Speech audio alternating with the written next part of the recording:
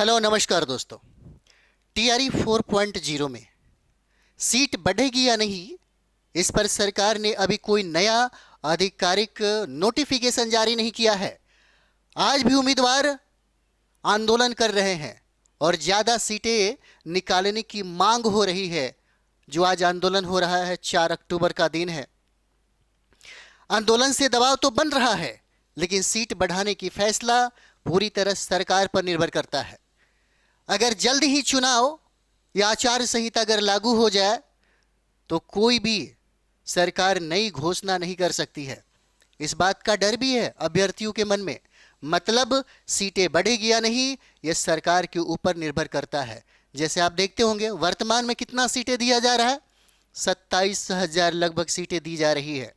और पीआरटी में एक समय में कहा गया था कि लगभग 50,000 से ज़्यादा सीटें आपको मिलेगी, और शिक्षा मंत्री के द्वारा यह घोषणा भी किया गया था कि लगभग 1,20,000 सीटें आएगी।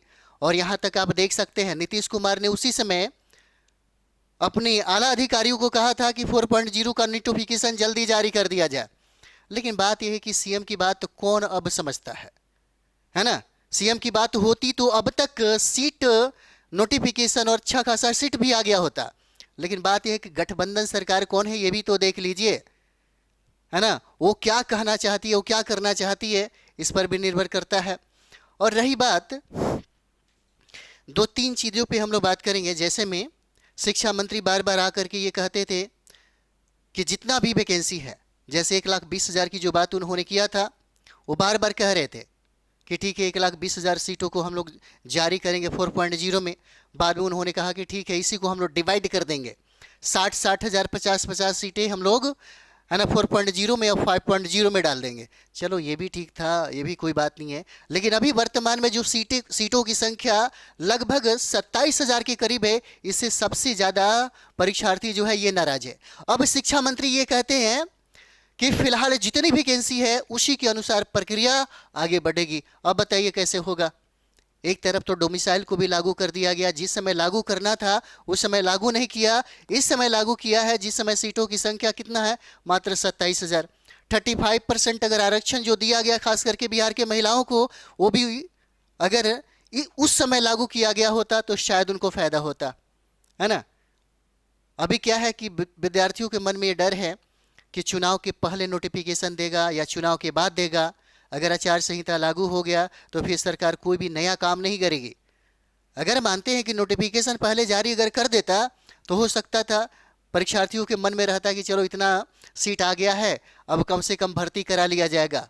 लेकिन भर्ती की बात अगर हम लोग यहाँ पर देखें तो सबसे बड़ी बात यह है कि परीक्षार्थियों की इस बात का सबसे ज़्यादा डर है कि अगर चुनाव के बाद अगर नोटिफिकेशन की बात हुई तो हो सकता है 4.0 को लंबा समय देना पड़ेगा।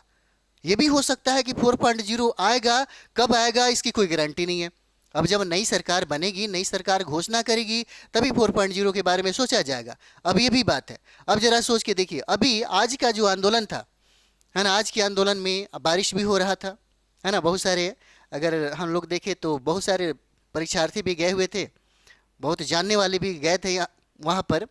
और सबसे बड़ी एक बात और भी थी, इस आंदोलन का कोई परिणाम नहीं निकल पाया, क्योंकि यूनिवर्सिटी से जो आंदोलन एक मतलब कह सकते हैं कि जिस तरीके से आप देखते होंगे कि हम अपनी हक और अधिकार के लिए जो मांग करते हैं ना, वो कम से कम वो आंदोलन कुछ कदम तक जा करके रुकता जरूर है। लेकिन अगर देखा जाए तो वहाँ से पुलिस वालों की वजह से मतलब वो आंदोलन आगे बढ़ ही नहीं पाया। इससे क्या अनुमान लगाया जा सकता है? ये भी हो सकता है कि पता नहीं सरकार इस पर ध्यान देगी या नहीं देगी, ये कहा नहीं जा सकता। लेकिन हमारा अगर अनुमान देखा जाए तो मतलब है कि सीटें बढ़ेगी या नहीं, ये सरकार के ऊपर निर्भर करता है।